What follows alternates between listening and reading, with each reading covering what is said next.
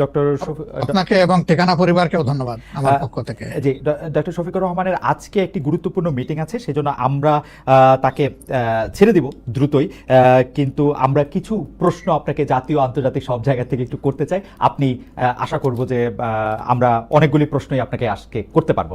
আমরা শুরু করছি আপনাকে প্রশ্ন করার জন্য। প্রথমে একটু আন্তর্জাতিক অঙ্গনের দিকে একটু আপনার দৃষ্টি ফেরাতে চাই ডক্টর শফিক। আমরা জানি যে মধ্যপ্রাচ্যে বিশেষ করে ইরানের উপর ইসরায়েলের আক্রমণ এবং তার প্রত্যুত্তরে ইসরায়েলের উপর ইরানের আক্রমণের পাল্টাপাল্টি যুদ্ধ চলছে, যুদ্ধ পরিস্থিতি চলছে। যুদ্ধ যদি এখন নাও চলে, সেই যুদ্ধের ক্ষেত্রে বা এই আক্রমণের ক্ষেত্রে বাংলাদেশ সরকারের যে অবস্থান, সেটাকে আপনি যথেষ্ট মনে করেন কিনা? মানে আমরা প্রত্যেকবারই দেখেছি যে বাংলাদেশ সরকার ঐতিহাসিকভাবে প্যালেস্টাইনের বন্ধু এবং ইসরায়েলের এই ধরনের আক্রমণের নিন্দা জানিয়ে থাকে। এবার কি তা যথেষ্ট মনে হয়েছে কিনা আপনার কাছে, ডক্টর শফিকুর রহমান? ধন্যবাদ। প্রথমেই আমি দুঃখ প্রকাশ করি এবং যে সমস্ত নিরীহ মানুষ বিভিন্ন দিকের গোলাবর্ষণে আক্রান্ত হয়ে, বোমায় আক্রান্ত হয়ে ইতিমধ্যে নিহত হয়েছেন, আমি তাদের আত্মার মাগফিরাত কামনা করি এবং তাদের পরিবার আপনজনদের প্রতি আমি সহমর্মিতা জ্ঞাপন করি। যুদ্ধ আসলে কোনো সমাধান নয়, যুদ্ধ হচ্ছে ধ্বংসের কারণ। দুনিয়ার যুদ্ধের মাধ্যমে শান্তি আসবে না, শান্তি আসতে হবে কন্টিনিউয়াস ডায়ালগ এবং পরস্পরকে সম্মানের মধ্য দিয়ে। তো যা হয়েছে এটা তো হঠাৎ করে হয়নি, এটা একটা ধারাবাহিকতা। দীর্ঘদিন ধরে গাজার উপর, ফিলিস্তিনের উপর যে আক্রমণ চলে আসছে, প্রতিদিন সেখানে নিরীহ মানুষ, শিশু, নারী, পুরুষ, বৃদ্ধ, অনেক মানুষই প্রতিদিন নিহত হচ্ছেন। আমরা এই বেদনাদায়ক দৃশ্য দীর্ঘদিন ধরে অবলোকন করছি। যাদের মিনিমাম বিবেক আছে তারা এই তৎপরতাকে কোনোভাবে সমর্থন তো করবেনই না, অন্তরের অন্তঃস্থল থেকে তারা নিন্দা করেন, এটাই স্বাভাবিক, আমরাও নিন্দা করি। ইরানকে হঠাৎ করে কেন এই আক্রমণ করা হলো?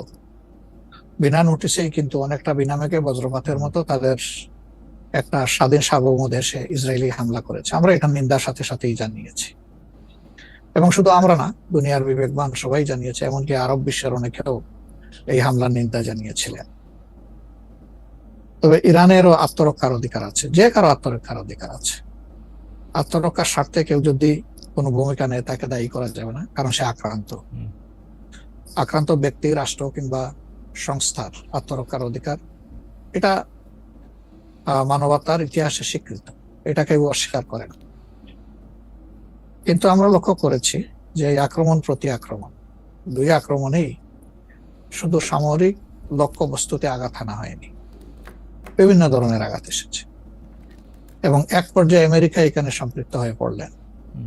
অথচ আমেরিকার জায়গা থেকে যুদ্ধ থামানোর ভূমিকা নেওয়াটাই ছিল উচিত, সেটা হয়নি, বরঞ্চ যুদ্ধে জড়ায় পড়লো আমেরিকা এবং আমেরিকাও ইসরায়েলের মতোই বরঞ্চ এর চেয়ে ভয়াবহ আক্রমণ করে বসলো ইরানের উপর। আসলে এগুলা কোনোটাইকে আমরা সমর্থন করি না। এখন আপনার প্রশ্ন হচ্ছে যে বর্তমান সরকার যেটুকু কনসার্ন ব্যক্ত করেছে এটাকে আমরা যথেষ্ট মনে করি কিনা। আসলে যথেষ্ট তো হলো যে মুসলিমের পাশে সরাসরি দাঁড়াইতে পারবে, ওটা তো আমরা কেউ পারছি না। বরঞ্চ আমরা আমাদের নৈতিক সমর্থন দিয়ে এবং অন্যায়ের বিরুদ্ধে নিন্দা অথবা প্রতিবাদ জানিয়ে আমরা আমাদের অবস্থান স্পষ্ট করতে পারি। সরকার যা করেছে, আশা করি আপনার এবং আমার এই আলোচনার মাধ্যমে সরকার আরো বেশি উপলব্ধি করবে যে তাদের আরো কিছু করণীয় ছিল। না মাননীয় আমির, আমরা একটি বিষয়ে একটি প্রশ্ন উঠেছে, প্রশ্নটি হচ্ছে এরকম যে 13 তারিখে পররাষ্ট্র মন্ত্রণালয় থেকে এই ইসরায়েলের ইরানের উপর আক্রমণের প্রতিবাদ জানানো হয়েছে, কিন্তু সেটি আসলে এমনকি পররাষ্ট্রমন্ত্রীর পক্ষ থেকেও সেই প্রতিবাদ জানানো হয়নি, পররাষ্ট্র মন্ত্রণালয়ের পক্ষ থেকে। এর আগে আমরা দেখেছি এরকম আক্রমণের ক্ষেত্রে বাংলাদেশের সরকার বা রাষ্ট্রপ্রধান আসলে প্রতিবাদ জানান, তারা একটি বক্তব্য রাখেন বা বক্তব্য দেন। এই ক্ষেত্রে আমরা ডক্টর মোহাম্মদ ইউনূসকে একদম চুপচাপ দেখছি। ডক্টর মোহাম্মদ ইউনূস সরকারকে বলা হচ্ছে যেহেতু তারা এখন মার্কিন যুক্তরাষ্ট্র সরকারকে খেপাতে চান না, সেই জন্য তারা এই ব্যাপারে আসলে এক ধরনের ধীরে চলো নীতি অবলম্বন করছেন। আপনি কি বিষয়টা সেভাবে দেখেন কিনা?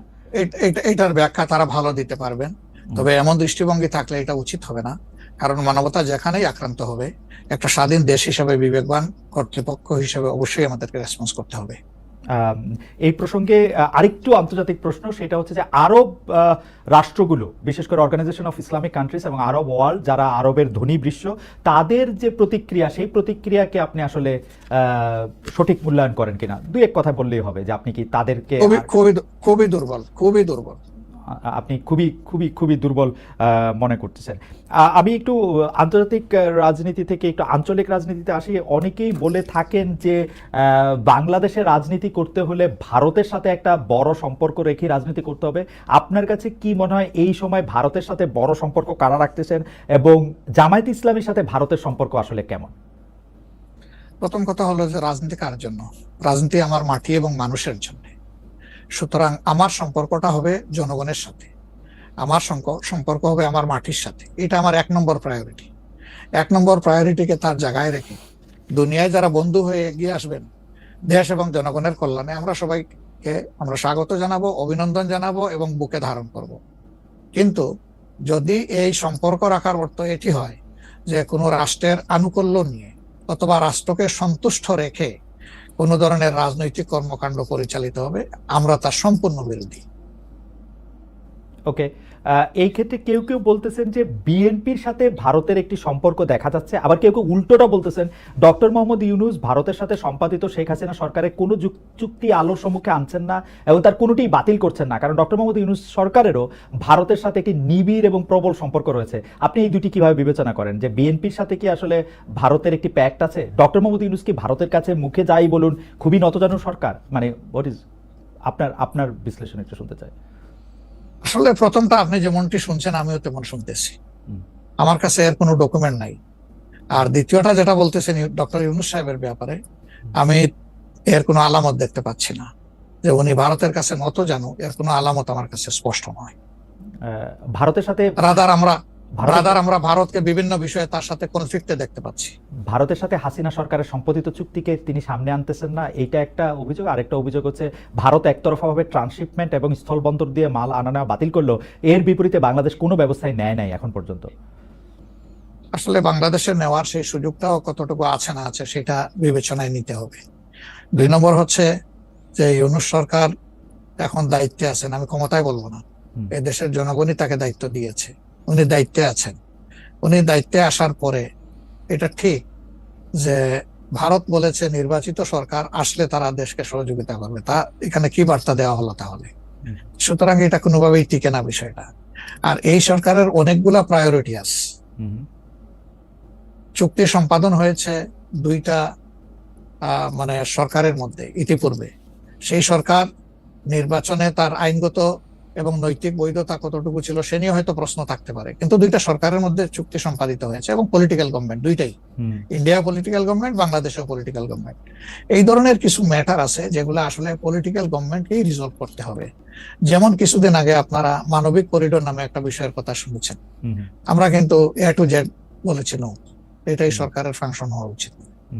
এরপরে পোর্ট হ্যান্ডলিং এর ব্যাপারেও কথা এসেছে, সেখানে আমরা বলেছি যে এইটাও এত বড় বিষয়ে সরকারের হাত দেওয়া উচিত হবে না, এই ব্যাপারে আমাদের অবস্থান স্পষ্ট। সুতরাং তারা আরো যে প্রায়োরিটি গুলো আছে, বিশেষ করে কিছু বেসিক রিফরমেশন না করলে আগামীতে একটা গুড গভর্নেন্স এর জন্য একটা গুড সরকার গঠন করা সম্ভব হবে না, একটা ভালো ইলেকশন হবে না, এই বিষয়গুলোকেই এখন মূলত প্রাধান্য দেওয়া হচ্ছে। দুটি বিষয়, রাষ্ট্রের দুটি স্তম্ভ সম্পর্কে আপনাকে প্রশ্ন করব। আপনি এখন এই মুহূর্তে বা গত 10 মাস 11 মাসের ডক্টর ইউনূস সরকারের শাসনে আপনার কাছে বিচার বিভাগকে যথেষ্ট স্বাধীন এবং সকর্মক মনে হয় কিনা? আরেকটি বিষয় ফ্রিডম অফ প্রেস। আমি যথেষ্ট স্বাধীন মনে করি না। যতদিন পর্যন্ত বিচার বিভাগ সম্পূর্ণভাবে আলাদা না হবে নির্বাহী বিভাগ থেকে, ততদিন পর্যন্ত এটাকে স্বাধীন বলা যাবে না। যেমন বিচার বিভাগের একটা ডিমান্ড আমাদের আছে যে এটাকে স্বাধীন করার জন্য স্বাধীন সচিবালয় গঠন করতে হবে, সেটা এই সরকারের একটা অঙ্গীকারের মতোই ছিল, কিন্তু এখন পর্যন্ত সেটা হয়নি। আমরা এটা দেখতে চাই যে অবিলম্বে সেটা হোক। যদি স্বাধীন সচিবালয় কায়েম নাই হয় তাহলে বিচার বিভাগ স্বাধীন হবে কিভাবে? নির্বাহীর অধীনে থাকে তো বিচার বিভাগ স্বাধীন হতে পারে না। এমনিতে আমরা সারা দেশে যে বিচার আদালতগুলি দেখি বা আমাদের যে আপিল আদালত অর্থাৎ হাইকোর্ট বিভাগ এবং আপিল ডিভিশন যে রায়গুলি এই পর্যন্ত দিয়েছে বা দিচ্ছে, আপনার সাথে তো সারা বাংলাদেশের সবাই কানেক্টেড, আপনার কাছে কি মনে হয় যে তারা স্বাধীনভাবে কাজ করতে পারছে নাকি নির্বাহী বিভাগ আওয়ামী লীগ সরকারের মতোই বা পূর্ববর্তী অন্য রাজনৈতিক সরকারের মতোই প্রভাব বিস্তার করেই চলছে? ইউনূস সরকারও আসলে সুপ্রিম কোর্টের পজিশনটা আমার কাছে আমি প্রথমে আনতে চাই।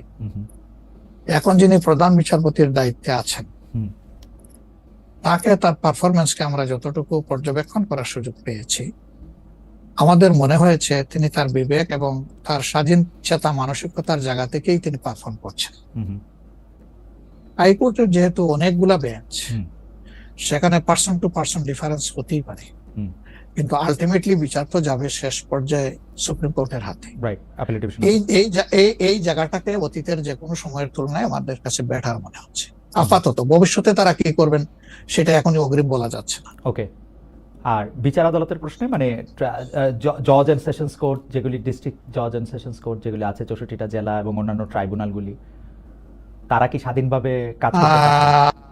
আমাদের কাছে যতটুকু ইনফরমেশন, সব জায়গায় তারা স্বাধীনভাবে কাজ করতে পারছেন না, বিভিন্ন আনডিউ প্রেসার তাদের উপরে আছে।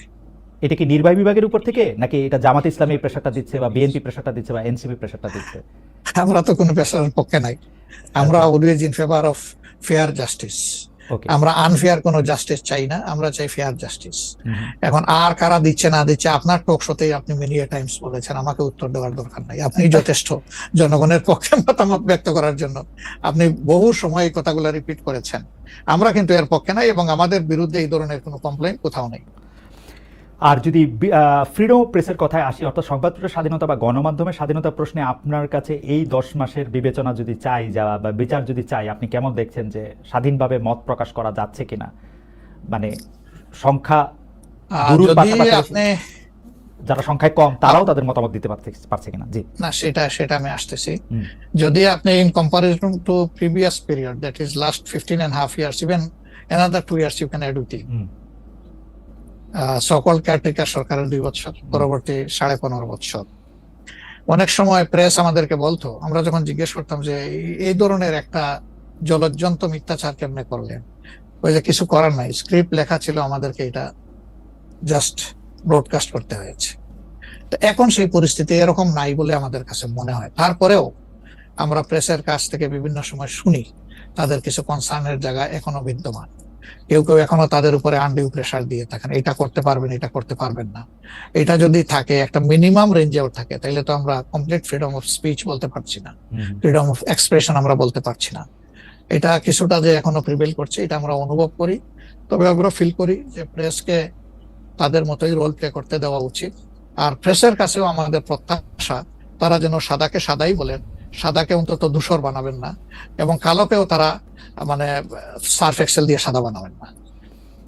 5 আগস্টের পর এই প্রশ্ন অবশ্য অনেকবার আপনার সামনে এসছে। তারপর আমি আপনাকে বলি, যেহেতু আপনার সাথে আমার দেখা হচ্ছে নতুন একটা ঘটনার পরে, এই প্রসঙ্গে নতুন একটা ঘটনার পরে, আপনি কিন্তু যে কোনো জায়গাতে এক ধরনের সমন্বয়ের প্রত্যাশী একজন মানুষ, ক্ষমা করার পক্ষে একজন মানুষ।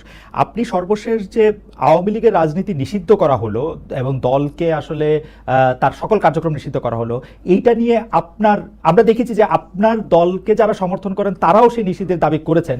কিন্তু আমি আপনার পার্সোনাল মতামত জানতে চাই যে আপনি এটা আসলে লাইক করেছেন কিনা, বা আপনি এটা পছন্দ করেছেন কিনা, বা আপনার যদি একক ক্ষমতা নেওয়ার মানে সিদ্ধান্ত নেওয়ার, আপনি আপনার একক সিদ্ধান্ত প্রয়োগ করতেন, তাহলে আপনি এটা করতেন কিনা?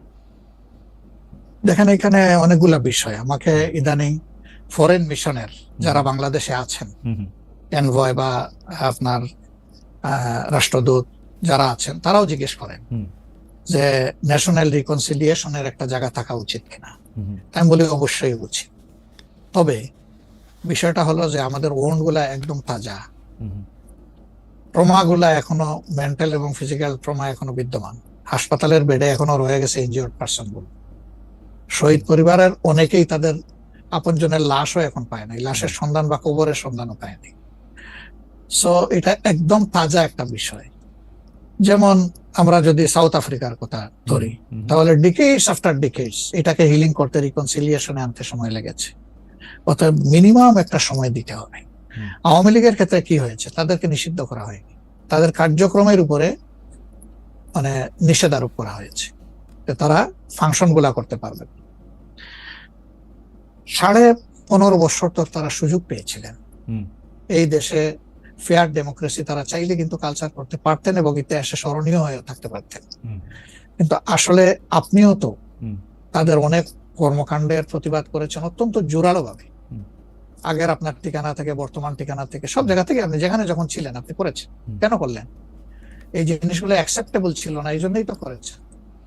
তো তারা তো 15.5 বছর মানুষকে তাদের কোনো ডেমোক্রেটিক এবং পলিটিক্যাল রাইট দেয় নাই, জাস্টিস পাওয়ার রাইটটাও তারা স্ন্যাচ করে নিয়েছিল। এই ধরনের সবগুলা রাইটই তো কার্যত তারা কেড়ে নিয়েছিল।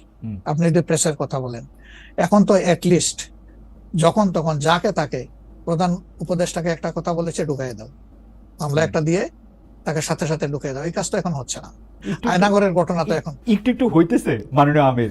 না, একজন ইউটিউবার আছেন সাব্বির, তাকে জেলে দিয়ে দেওয়া হয়েছে, প্রধান উপদেষ্টাকে কি জানি বলছে। না, আমি বলতেছি সেটা, আমি বলছি যখন তখন হচ্ছে না, ঘন হচ্ছে না, দুই একটা কেস হইতেই পারে, এটা এক্সেপশন, কিন্তু আগে তো এটা ছিল প্র্যাকটিস এন্ড র্যান্ডম, এটা কিন্তু এখন হচ্ছে না। তারপরে আপনি দেখেন যে আয়নাগরের যে বিষয়টা, মানুষকে ধরে নিয়ে ঢুকাই দাও, ওয়ার অ্যাবাউট, কেউ জানে না, তার ফ্যামিলি জানে না যে মানুষটা বেঁচে আছে নাকি মরেই গেছে, যদি মরে যায় তার কবর কোথায়, আদৌ জীবনে দেখবো কিনা তার কবরটা, সেটাও তো প্রশ্ন। এরকম তো ঘটনা ঘটেছে, এবং যাদেরকে আয়নাগরে নেওয়া হয়েছে তারা কিন্তু সবাই ফিরে আসেননি, তারা অনেকেই এখনো আমরা জানি না তারা কোথায় আছে, আদৌ বেঁচে আছেন কিনা। তো এগুলা তো এখন হচ্ছে না। বায়বীয় মামলা যেটা বলা হয় সরকারের পক্ষ থেকে, এখন সরকারের পক্ষ থেকে সেরকম মামলা নেই, এখন মামলা হচ্ছে পলিটিক্যাল যারা বিভিন্ন পার্টিজ আছেন তারা, সেই ক্ষেত্রে এক এক দলের এক একটা দৃষ্টিভঙ্গি। আমাদের দৃষ্টিভঙ্গি হচ্ছে যে ফর ফেয়ার জাস্টিস, কমপ্লেইনটা করে অ্যাট্রোসিটি করেছেন যারা এটার পারপিটেটর, তাদেরকে ডিরেক্ট যারা আছেন তাদেরকে বাদ দিয়ে আমরা কোনো মামলায় কাউকে আসামি করিনি। এই জন্য আমাদের মামলায় শত শত কোনো আসামি নেই। অন্যান্য সংস্থার বা দলের বা অথরিটির থাকতে পারে। তো এই জিনিসগুলোর কিছুটা হলেও ডেভেলপমেন্ট হয়েছে, কিন্তু আরো অনেক হওয়ার প্রয়োজন আছে এবং সুযোগ আছে। এই ক্ষেত্রে আমি শুধু একটা লাইন করে একটু বোঝার জন্য, যে মানে আওয়ামী লীগ নিষিদ্ধ করা হয় নাই, আওয়ামী লীগের কার্যক্রম নিষিদ্ধ করা হয়েছে, দুইটার মধ্যে তফাৎ কি আসলে? মানে তারা মানে কি করতে পারবে আর কি করতে পারবে না, মানে একজন আওয়ামী লীগ কি করতে পারবে এখন? মানে আমার একটা আন্ডারস্ট্যান্ডিং হচ্ছে আওয়ামী লীগ নিষিদ্ধ, তা আপনি বলতেছেন না দুইটার মধ্যে একটু তফাৎ আছে, তফাৎটা কি আসলে? দেখেন, নিষিদ্ধ তো আমাদেরও করা হয়েছিল, তাই না? এবং একবার না, আমাদের এই সংগঠনের জন্মের পরে দফায় দফায় আমাদেরকে নিষিদ্ধ করা হয়েছে। নিষিদ্ধ যখন কোনো সংগঠনকে করা হয়, তখন এই সংগঠনের ব্যক্তিরাও বিভিন্ন ধরনের সমস্যায় পড়ে যান, এর সাথে রিলেটেড ব্যক্তিরা, এমনকি তাদের স্বাভাবিক জীবনযাত্রাটাও তাদের পক্ষে চালায় নেওয়া সম্ভব হয়। তারা যদি সমাজের কোনো ক্রিমিনাল ব্যক্তি নাও হয়ে থাকেন, তবুও তাদের উপরে সমস্যা আরোপ হয়েছে। কিন্তু যখন কার্যক্রম নিষিদ্ধ থাকবে, তখন ওই পলিটিক্যাল কার্যক্রমগুলো ছাড়া বাকি জীবনের সবই তো তারা করতে পারবে, করছে তো। আচ্ছা, তারা তো এই দেশ ছেড়ে সবাই তো আর চলে যাননি, সবাইকে জেলেও ঢুকানো হয়নি। এইটা একটু পরিষ্কার হয়েছে। জনাব যুদ্ধপরাধের মামলায় জামাত নেতা এটিএম আজহারুল ইসলাম খালাস পাওয়ার পর আপনি একটি সংবাদ সম্মেলনে বলেছেন, জামায়াতে ইসলামী বা তার কোনো নেতাকর্মীর মাধ্যমে কেউ ক্ষতিগ্রস্ত হয়ে থাকলে তার কাছে নিঃশর্ত ক্ষমা চাই।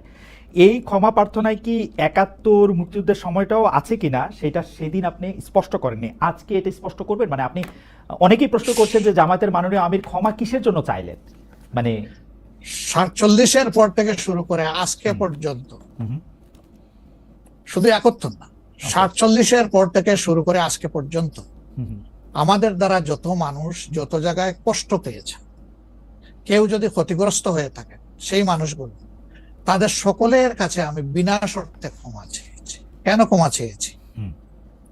আমরা মানুষ, ইন্ডিভিজুয়াল মানুষ যেমন ভুল করতে পারে, মানুষের সমষ্টি একটা দলেরও বিভিন্ন ভুল সিদ্ধান্ত থাকতে পারে। কোনটা ভুল কোনটা সঠিক ইতিহাস এটা নির্ধারণ করবে। আজকে যেটাকে ভুল বলা হচ্ছে, কালকে এটাই হয়তো সবচেয়ে বড় সঠিক হিসাবে প্রমাণিত হবে। আর ইতিহাসের পালাবদলে রাজনীতিতে সবাই জিতে না, কেউ জিতে কেউ হারে। আমরা আদর্শবাদী একটা দল, আমরা বিশ্বাস করি আমরা মানুষ ভুলের ঊর্ধ্বে নই। আমাদের দ্বারা, আমাদের সহকর্মীদের দ্বারা মানুষ বিভিন্ন ক্ষেত্রে কষ্ট পেতে পারে, ক্ষতিগ্রস্ত হতে পারে। আমি সব কিছুর জন্য কোনো শর্ত আরোপ না করেই মাপ চেয়েছি। ওকে, মানে ৪৭ এবং মাপ চাওয়ার মধ্যে কোনো পরাজয় নাই, অবশ্যই নাই। ৪৭ থেকে আজ পর্যন্ত যে কোনো কিছুর জন্য মানুষ আপনাদের কাছ থেকে যদি কোনো ধরনের আঘাত পেয়ে থাকে, তার জন্য আপনি দুঃখ প্রকাশ করেছেন, ক্ষমা চেয়েছেন। এর ভিতরে সব ঢুকে গেছে, কোনো কিছু বাদ নাই। ওকে, এভরিথিং ইনক্লুডেড। আচ্ছা, এবং এটা আনকন্ডিশনাল, মানে অ্যাপোলজি দিয়ে আনকন্ডিশনাল পার্ডন সিক করেছে। এইটা কি ডক্টর শফিকুর রহমান, আমি আসলে যেহেতু আপনার সঙ্গে আমার মানে নানা সময় কথা বলার সৌভাগ্য হয়েছে, মানে পর্দার বাইরে পর্দার ভিতরে, সেটা আমি জানি বলেই আমি আমার প্রশ্নটা করছি যে আপনি যে ৭১টাকে এই 47 থেকে আজ পর্যন্ত একসাথে বললেন, এর কি কোনো বিশেষ কারণ আছে নাকি মানে? না না না না না না, কোনো বিশেষ কারণ নাই। আমার মানবিক মূল্যবোধের জায়গা এবং আমার দায়িত্বের জায়গা থেকে আমি বলেছি, অনুভূতির জায়গা থেকে, দায়িত্ব এবং অনুভূতির জায়গা। বিশেষ কোনো কারণ। আচ্ছা, Right. আমি আবার 2-3 দিনের ঘটনা একটু আসি। আমরা দুইটা ঘটনা আমরা দেখেছি যে আমাদের অনেককে ব্যথিত করেছে। একটা হচ্ছে লালমনিরহাটে একজন যিনি নরসুন্দর, তিনি এবং তার ছেলেকে খুব আয়োজন করে মারধর করা হচ্ছে এবং তাদেরকে টেনে নিয়ে পুলিশের কাছে নিয়ে যাওয়া হয়েছে। এবং আরেকজন যিনি 2018 সালের ডিসেম্বরের রাতের ভোট বলে খ্যাত নির্বাচনের যে প্রধান নির্বাচন কমিশনার, তাকে আসলে খুবই অপমানজনকভাবে মানে থানায় নিয়ে যাওয়া হয়েছে এবং সেটা আবার ভিডিও করা হয়েছে। মানে আমি সাধারণভাবে যেটা বুঝি, আপনি আমাকে শাস্তি দিতে পারেন, আপনি আমাকে মৃত্যু দিতে পারেন, কিন্তু মানুষ হিসাবে আরেকটা মানুষকে অসম্মান করার অধিকার যে আমাদের নাই, এইটা কি মানে মানে নাকি এইটা আমাদের আছে কারণ তারা একটা খারাপ কাজ করেছিল, এরকম কি মানে আমি জানি না, মানে অনেকে তার আরেকজন জি আপনি বলেন। আরেকজন খারাপ কাজ করেছেন বলে আমিও করব, এটা কোনো যুক্তি? আমি আরেকজনের খারাপে কষ্ট পেলাম, ক্ষতিগ্রস্ত হলাম, এখন আমি সেম অথবা ওয়ার্স দেন দিস আরো খারাপ কিছু করলাম তার সাথে, সেটা কি কোনো মানবিক আচরণ বলে গণ্য হবে? নিশ্চয়ই না। তবে দেখেন, আমরা এটাকে কখনো সমর্থন করি না, কিন্তু পরিবেশ, প্রেক্ষাপট, স্থান, কাল, পাত্র, মানুষ কোনো জিনিসকে যখন লাইক করে না, তখন প্রকাশ্যে হয় তার প্রতিবাদ করে, না হয় মনে মনে ঘৃণা করে, অথবা সে শক্তি থাকলে প্রতিরোধ করে। এই 3টা স্টেজ থাকে, এটা হাদিসের ভাষা অনুযায়ী। এই অবস্থায় আমরাও তো ভিজিবল সেই রকম প্রটেস্ট অনেক ক্ষেত্রেই করতে পারি না, কিন্তু আমরা এগুলাকে মনের দিক থেকে সাপোর্ট তো করি না, আমরা বরঞ্চ মনে করি যে এগুলা আরেকটা অপরাধ। ডেফিনেটলি সিইসি যিনি ছিলেন, তিনি তো একজন মানুষ, তিনি এই রাষ্ট্রের একজন সিভিল সার্ভেন্টও ছিলেন এবং উঁচু পর্যায়ে তিনি দায়িত্ব পালন করে তিনি রিটায়ার করেছেন। তিনি নিশ্চয়ই কাজ ভালো করেন নাই, অনেকগুলা খারাপ কাজ করেছেন। সেই সময়টা জনপ্রত্যাশার এগেনস্টে গিয়ে করেছেন, সত্য তথ্যের উপর না থেকে অসত্য তথ্য তিনি তার সংস্থা থেকে বলেছেন, সেগুলো সব খারাপ। তো তার জন্য তো আদালত আছে, কিন্তু আদালতে যাবেন, আমি তাদেরকে আদালতে নিয়ে যাই, আইনের আওতায় নিয়ে যাই, কিন্তু আইন আমার হাতে আমি তুলে নেবো কেন?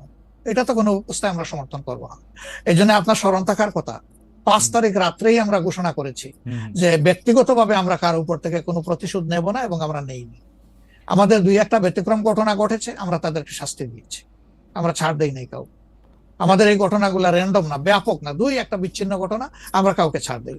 আমরা যেহেতু আপনার সময় কম, আমরা দ্রুত একটা বিষয় থেকে আরেকটা বিষয়ে যেতে হচ্ছে। সম্প্রতি আপনি একটি ভাষণে বলেছেন, আমি এখানে ছোট্ট একটু অ্যাড করতে চাই। এই যে মব, যেটাকে এখন মব বলা হচ্ছে, এর চাইতে কিন্তু আরো নিকৃষ্ট মব কিন্তু গত 15.5 বছর মানুষ প্রত্যক্ষ করেছে। ইভেন আপনাদের সাংবাদিকদের সাথে হয়েছে, আরো অনেকের সাথে, পলিটিশিয়ানদের সাথে তো এগুলো কোনো ডাল ভাত, কোনো ব্যাপারই ছিল না, সিভিল সোসাইটির মানুষের সাথে, শিক্ষকদের সাথে, কিন্তু ওইগুলা দিয়ে আমরা এটাকে জাস্টিফাই করতে চাই। হয়েছে বলেই আমরা সবাই মিলেই কিন্তু এগুলি প্রতিরোধ করেছি, প্রতিবাদ করেছি, আসলে যে যার জায়গা থেকে প্রচন্ড ভাবে প্রতিবাদ করেছে। আমার মনে আছে ডয়েচে ভেলেতে থাকতে আমি একবার শেখ হাসিনার নাম করে এতবার বলতেছিলাম যে কেন তিনি এটি করবেন, কেন তার এটি সমালোচনা করা যাবে না, এবং কেন তার এটা, মানে আমার মনে আছে যে মানে আমার সাংবাদিকতায় আমি কোনো সময় অ্যাক্টিভিজম করতে চাই না বা অ্যাক্টিভিজমের জায়গা থেকে, কিন্তু এইগুলির প্রতিবাদ আমরা সবাই মিলেই আসলে করেছিলাম, যে যার অবস্থান থেকে। এখন আমাদেরকে করতে হবে, এখনো যদি আমরা সেই জায়গার মধ্যেই থাকি এবং কেউ কেউ আমরা এটা বলি যে তারা করেছে সেজন্য এটা ঠিক আছে, সেইটার ব্যাপারে আপনার কাছে বিচার দিতে চাইছি। প্রশ্নই ওঠে না, এটাকে সাপোর্ট করা যাবে না। আরেকজন অন্যায় করেছে তাই আমি আরেকটা অন্যায় করবো, এটা চলবে না। আর তাইলে আমরা ভালোর দিকে আগাবো কিভাবে? অ্যাবসলিউটলি আমরা আগাতে পারবো। আপনি সম্প্রতি এক ভাষণে বলেছেন, আরেকটা প্রসঙ্গে যাই, যে সেই গণতন্ত্র হালাল যার মাধ্যমে আল্লাহর বিধান কায়েম করা যাবে, বুলেট নয় ব্যালটের মাধ্যমে যেতে হবে। এটা আপনি বলেছেন হাদিসের রেফারেন্স দিয়ে। আপনার এই বক্তব্যের প্রতিবাদ করেছেন মুফতি ডক্টর সাইয়েদ মোহাম্মদ এনায়েতুল্লাহ আব্বাসী ওয়াসিদ্দিকী। রোববার ফেসবুকে এক পোস্টে দাবি করেছেন যে তিনি হাদিসের সুস্পষ্ট অপব্যাখ্যা করেছেন। আপনি এক লাইনে আবার একটু ব্যাখ্যা দিবেন কিনা? আমি হাদিসের দেই নাই, আমি বলেছি যে ডেমোক্রেটিক যে প্রসেসটা, এটা রাসূল করিম সাল্লাল্লাহু আলাইহি সাল্লামের পরে যারা রাষ্ট্র পরিচালনা করেছেন, খোলাফায়ে রাশিদিন, তাদের সময় ছিল, এবং এটা বাস্তবতা আমরা সবাই জানি। হযরতে ওমর খুতবা দিতে দাঁড়াইছেন, সাধারণ মুসল্লি বলছে আমি আপনার খুতবা শুনবো না। কেন শুনবেন না? কয় যে আমরা কুশাগার থেকে কাপড় পাইলাম, আমার কাপড়ে লম্বা জামা হইলো না, আপনারটাই লম্বা জামা হইলো কেমনে? এই তো সেম কাপড় দেখতেছি। তখন তিনি তার ছেলে আব্দুল্লাহ ইবনে উমরকে বলেছিলেন, বাবা তুমি এবার জবাব দাও। তিনি দাঁড়াইয়া বললেন যে দেখেন, বাবা তো রাষ্ট্রের দায়িত্বশীল, তার সাথে বিভিন্ন বিদেশি প্রতিনিধি দল আসে, এই রাষ্ট্রের সম্মানে আমি বাবাকে বলেছিলাম যে বাবা আমাদের পোশাক 2 টুকরা করে কাটার দরকার নাই, আপনি অনুমতি দিলে আমি কুশাগারকে রিকোয়েস্ট করতে চাই যে আমাদের 2 পিস না কেটে দিয়ে দেওয়ার জন্য, সেটা দিয়ে আপনি জামা বানাবেন। তো আমার বাবা এবং আমার 2 পিস মিলে উনার 1 পিস হয়েছে এবং তাই উনার জামা লম্বা। তো লোকটা বসে আল্লাহ শুকরিয়া আদায় করে বললেন যে খলিফাতুল মুসলিমিন, এবার আপনি আপনার খুতবা দেন, আমি শুনবো, মন ভরে শুনবো। তো এই দেখেন, এটাই তো বিউটি অফ ডেমোক্রেসি। ওই যে আপনি ফ্রিডম অফ এক্সপ্রেশন বললেন, এর চাইতে ভালো ফ্রিডম অফ এক্সপ্রেশন কোথায় পাবেন আপনি? তা আমি বলেছি যে না, গণতন্ত্র হচ্ছে এটা কোনো ইজম না, এটা আপনি নিজেও জানেন। গণতন্ত্র কোনো মতবাদ না, it's a way to establish your ism. আপনি যেটা চয়েস করেন, এটা ক্যাপিটালিজম হইতে পারে, সোশ্যালিজম হইতে পারে, কমিউনিজম হইতে পারে, এরকম যেটাই হোক সেটা আপনি করবেন। কিন্তু এটা একটা ওয়ে, এই বাহনের উপরে আপনি চড়ে যাবেন। সেটা যদি আল্লাহর দিন কায়েমের উদ্দেশ্যে হয়, তাহলে অবশ্যই এটা মুসলমানদের জন্য হারাম হওয়ার কথা না। এখন আমার কথার সাথে তো ডিফার করতেই পারেন, উনি একজন লার্নেড মানুষ, আমি তাকে রেসপেক্ট করি এবং কারো ডিফারেন্সটাকেও আমি রেসপেক্ট করি, কারণ এটা না হলে তো আপনার ফ্রিডম অফ এক্সপ্রেশন থাকবে না এবং মাল্টিকালচারাল সোসাইটিও বিল্ড আপ করা সম্ভব হবে না। আচ্ছা, অ্যাবসলিউটলি ফাইন। আচ্ছা, আপনি শুক্রবার একটা দলীয় কর্মসূচিতে বলছেন যে দিন কায়েমের চেষ্টা বা প্রচেষ্টা ঐচ্ছিক নয়, মুমিনের উপর ফরজ। আরবার আপনাদের দীর্ঘদিনের একটা স্লোগান হচ্ছে এরকম, আল্লাহর আইন চাই।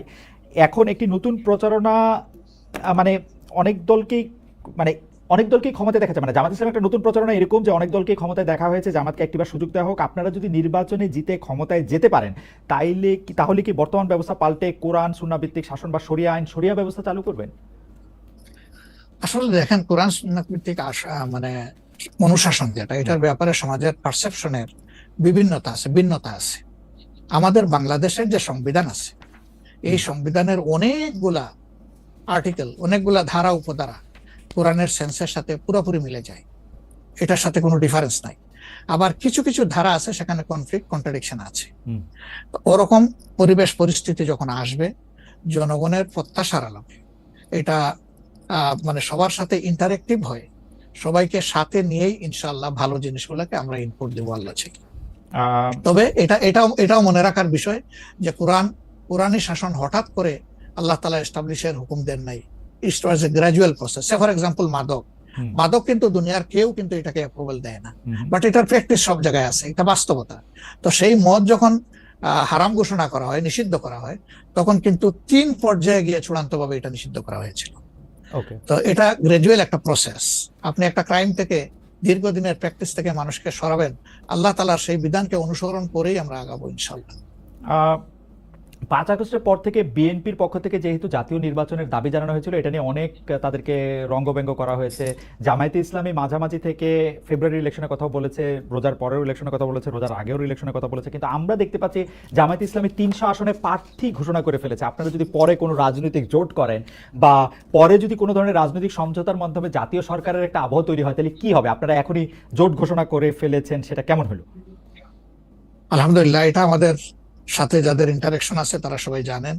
আমরা বলেছি যে এটা আমাদের অফিসিয়াল ঘোষণা না, এটা হলো প্রাথমিক সিলেকশন, এবং সমস্ত আমাদের নমিনি যারা হবেন তাদেরকে সেম মেসেজ দেওয়া হয়েছে যে জাতীয় বৃহত্তর স্বার্থে যে কোনো সময় যে কোনো পরিবর্তন যে কোনো আসনে আসতে পারে।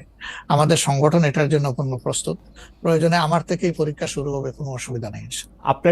আপনার কাছে ছোট একটি পরীক্ষা, সেটি আপনার পরীক্ষা না, আপনার কাছে একটি ছোট পরীক্ষা। আপনি কুষ্টিয়া 3 সদর আসনে জামাত ইসলামের এমপি প্রার্থী হিসেবে ঘোষণা করা হয়েছে জনপ্রিয় ইসলামী বক্তা জনাব আমির হামজাকে, কিন্তু এদিকে আবার জামাতি ইসলামীর শুরা সদস্য জনাব ফরাদ হোসেন রয়েছেন, তার নামও জোরে সোরে শোনা যাচ্ছে। অনেকেই বলছেন যে তৃণমূল জামায়াত আসলে পছন্দ করে নাই হঠাৎ করে এরকম একজনকে মনোনয়ন দেওয়া। এই বিষয়টাকে আসলে আপনি কিভাবে দেখেন? শুধু জনপ্রিয় নট দ্যাট। আমরা যখন কোনো জায়গায় নমিনি সিলেকশন করি তখন 2টা জিনিস আমরা বিবেচনায় নেই। একটা হলো যে এই নমিনির ব্যাপারে স্থানীয় সংগঠনের যারা নেতাকর্মী আছেন তাদের দৃষ্টিভঙ্গি কি, 2 নম্বর হচ্ছে জনগণের দৃষ্টিভঙ্গি কি। এই 2টা বিষয়কে আমরা বিবেচনায় নিয়েই প্রার্থী সিলেকশন করি। এবং এটা যেগুলা শুনতেছেন, অনেক সময় আমাদেরকে অতি ভালোবাসেন যারা, ওই যে আপনি একবার আমাকে জিজ্ঞেস করলেন যে আপনাদের ব্যাপারে এত বিরোধিতা করে কেন, আমি বলছিলাম যে তারা অত ভালোবাসে তো অনেক বেশি, এই জন্য আমাদেরকে নিয়ে কসলাইতে হবে। জনাব আমির হামজার বিরুদ্ধে যে দুটি বক্তব্য বেশি সামনে আসছে, তিনি একবার বলেছিলেন যে তার 14 গোষ্ঠী সবাই আওয়ামী লীগ করেন। 2 নম্বর হচ্ছে যে এই জুন মাসেও জনাব আমির হামজা নিজ এলাকায় মোটরসাইকেল শোডাউন করেছেন, যেই শোডাউনের রাজনীতি অ্যাপারেন্টলি আপনারা উৎসাহ দেন না, কিন্তু তাকে এটি করতে দেখা যাচ্ছে। হ্যাঁ, আমরা তার দৃষ্টি আকর্ষণ করেছি।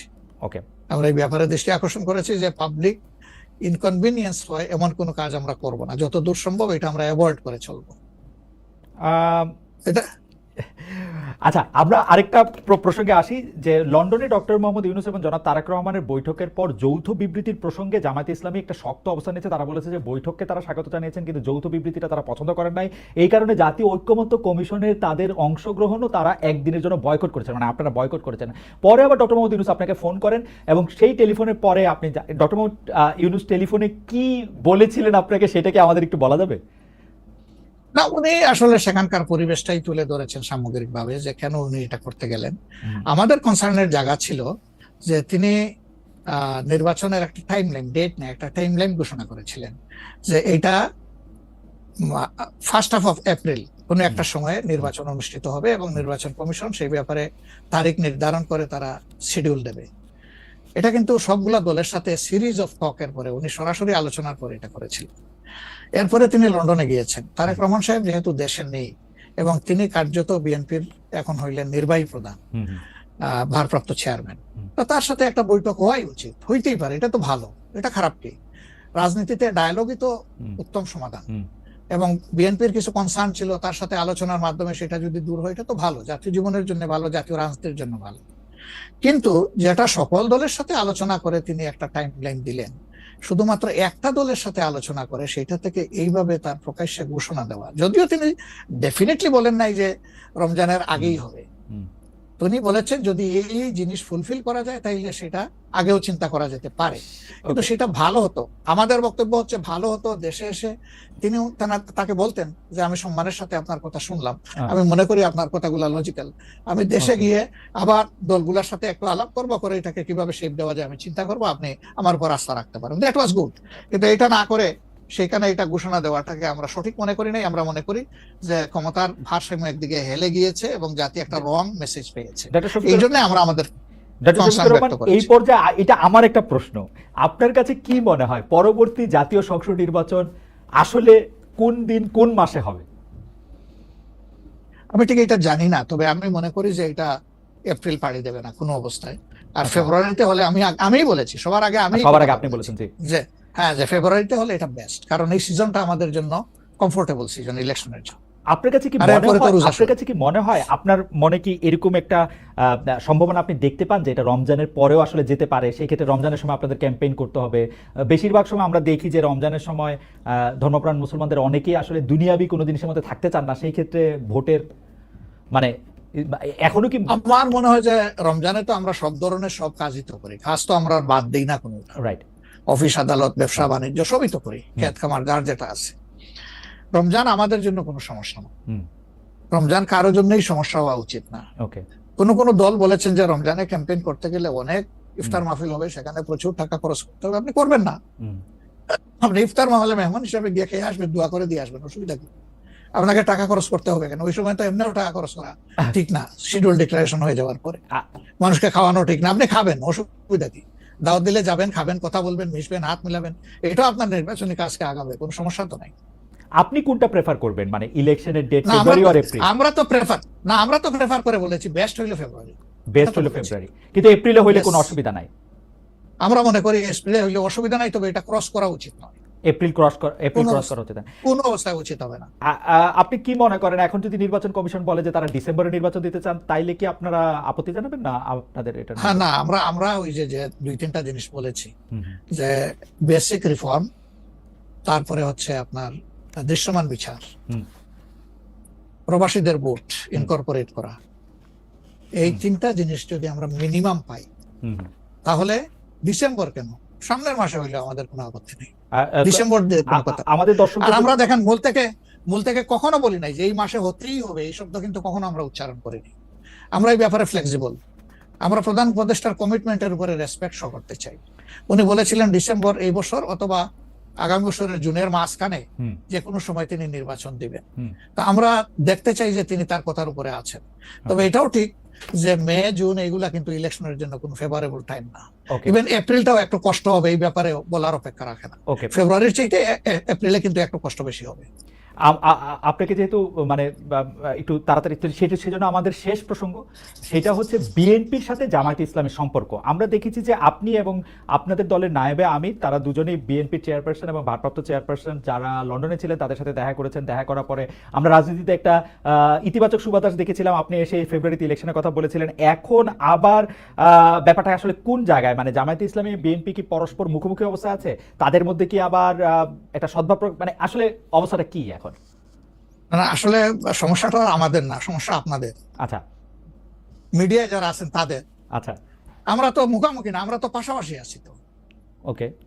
আমরা এই যে ঐকমত্য কমিশন বলেন বা অন্যান্য মিটিং গুলা বলেন বা আমাদের নিজেদের মধ্যে কথাবার্তা বলেন, আমরা তো কোনটা বন্ধ রাখি নাই, আমরা সবটাই আছি।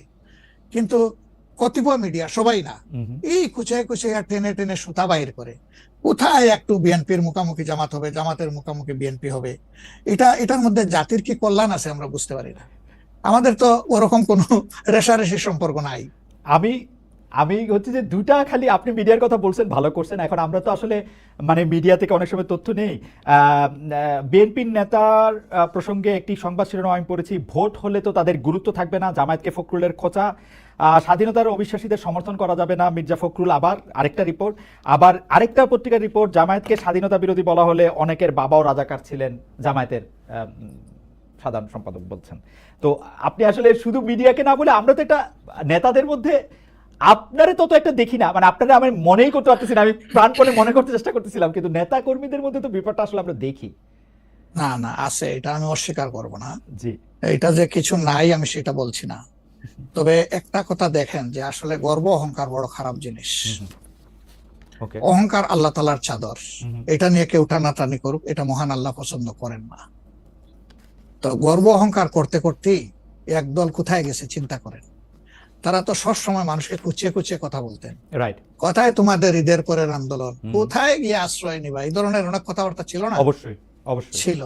তা এটা যদি আমিও বলি, এটা গ্রহণযোগ্য হওয়া উচিত নয়, এবং এটা অন্য কেউ যদি বলে সেটাও গ্রহণযোগ্য হওয়া উচিত নয়। কাউকে নিয়ে উপহাস করতে নাই। আপনাকে নিশ্চিত থাকতে হবে আপনি যাকে নিয়ে উপহাস করছেন আল্লাহ একদিন তার কাছে আপনাকে নিয়ে দাঁড় করাবেন, এবং তখন আপনি লজ্জিত হবেন। তো আমাদের কারোই এমন কথা বলা উচিত না যে এই কথাটা বলে এরপরে আপনার মুখের দিকে তাকাই আমি হাসতে পারবো না, এমন কোনো কথা বলা উচিত।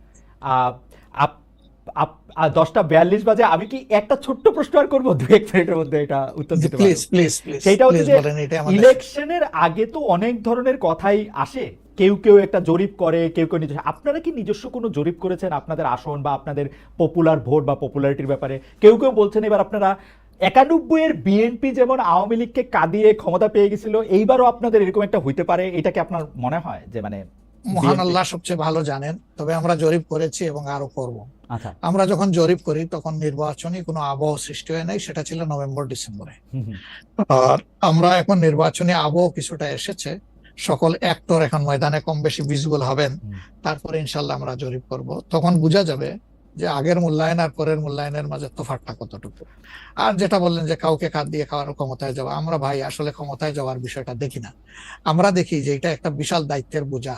আল্লাহ যদি কখনো সে কাজের জন্য আমাদেরকে কবুল করেন, তাহলে আমরা শাসক নয় ভাই, দোয়া করেন আমরা যেন মানুষের সেবক হতে পারি। আপনাকে অনেক ধন্যবাদ। আমি শুধু শেষ কথা আপনার কাছ থেকে একটু জানতে চাইবো যে আপনি মনে করতেছেন এপ্রিলের পরে হয়তো নির্বাচন যাবেন না, ফেভার করতেছেন হচ্ছে ফেব্রুয়ারিতে হতে। আপনি কি আমাদের দর্শকদের উদ্দেশ্যে কিছু বলবেন যাতে একটা নির্বাচনী বা গণতান্ত্রিক আবহাওয়ার মধ্যে যে যার মতো করে আসলে সৎভাবে তার নির্বাচনী ক্যান্ডিডেট বা তার পছন্দের মানুষ বাছাই করতে পারে? এই প্রসঙ্গে থ্যাংক ইউ আমাকে শেষ সুযোগ দেওয়ার জন্য। অবশ্যই প্রথমে আমি দর্শকদের উদ্দেশ্যে বলবো যে অনেক ত্যাগ এবং তিতিক্ষার বিনিময়ে আমাদের স্বাধীনতা পাওয়া, আমাদের 24-এর এই পরিবর্তন পাওয়া, এটাকে আমরা যেন সঠিকভাবে সম্মান করি, মূল্যায়ন করি, এবং দেশে একটা সুশাসন কায়েমের জন্য অবশ্যই পূর্ব শর্ত হচ্ছে একটা ভালো নির্বাচন, সুষ্ঠু নির্বাচন, গ্রহণযোগ্য নির্বাচন।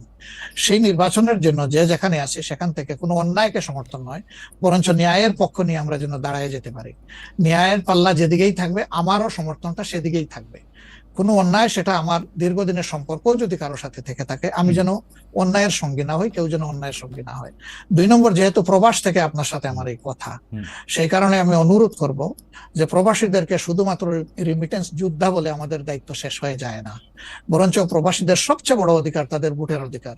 এটা নিশ্চিত করার জন্য আমি আহ্বান জানাবো প্রবাসের যে যেখানে আছেন সেখান থেকে আপনাদের সর্বাত্মক, যেখানে আন্দোলন সম্ভব আন্দোলন, যেখানে চেষ্টা সম্ভব চেষ্টা, আপনারা এটা করতে থাকুন। আমরা এই ব্যাপারে অত্যন্ত দৃঢ় প্রতিজ্ঞ যে এটা হওয়া উচিত। নির্বাচন কমিশন স্বীকার করেছে, সরকার স্বীকার করেছে, কিন্তু এখন পর্যন্ত দৃশ্যমান কোনো পদক্ষেপ নেওয়া হয়নি। আমরা উদ্বিগ্ন। আপনাদেরকেও এগিয়ে আসার জন্য আমি আহ্বান জানাবো, যারা বিশেষ করে প্রবাসে আছেন। ভোটের অধিকার ছাড়া অনেকগুলো বেসিক জিনিস আছে, আমি বারবার এগুলা বলেছি, সেগুলো আমাদের কনসার্ন, এবং আমরা কমিটেড। দেশ এবং বিদেশে যারাই আমাদের আছেন তাদের অধিকারের ব্যাপারে আমরা কারোর সাথে কোনো কম্প্রোমাইজ করবো না, ইনশাআল্লাহ। ডক্টর শফিকুর রহমান, আপনাকে অনেক অনেক ধন্যবাদ। আপনি আপনার সময় দিয়েছেন, আপনার জরুরি কাজ আছে, নাহলে আমরা আরো কিছুক্ষণ আপনার সাথে কথা বলার এটা সুযোগ নিতাম। ভবিষ্যতে নিশ্চয়ই আমাদের সেই সুযোগ আরো হবে।